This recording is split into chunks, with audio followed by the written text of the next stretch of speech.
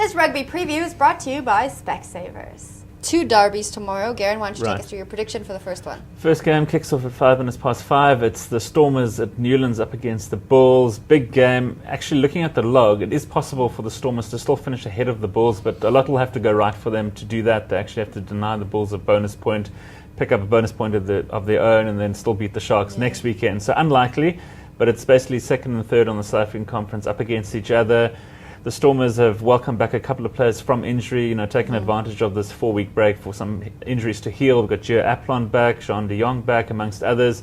Schalk Burger is going to lead the team. So it's a pretty strong Stormers team. I was quite impressed by the Bulls team. Actually, they've got a number of Springboks as well. They've chosen not to rest them. So, they're taking the game seriously.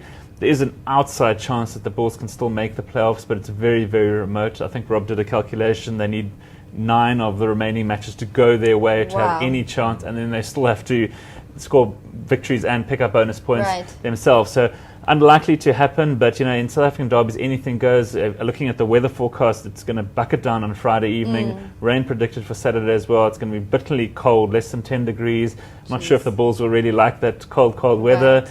I'm going to go for the home team again. We've seen in the past the home teams have tended to do really well in this tournament.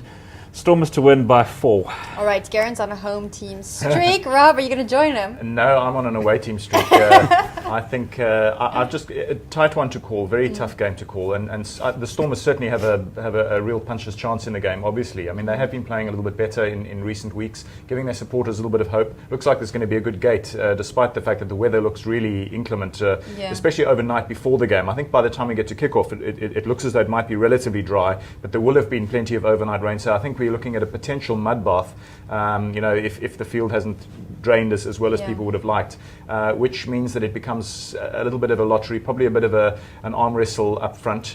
I'm going for the Bulls just because I think their tight 5 with Victor Matfield sort of leading the troops might just be able to get a little bit of a grip against a still quite weakened Stormers front 5.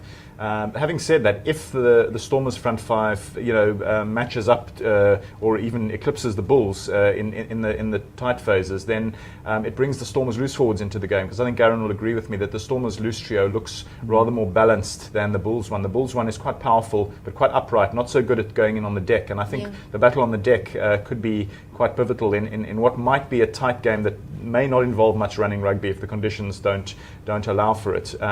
So I'm going for the Bulls just by 2 points, but not with any special confidence.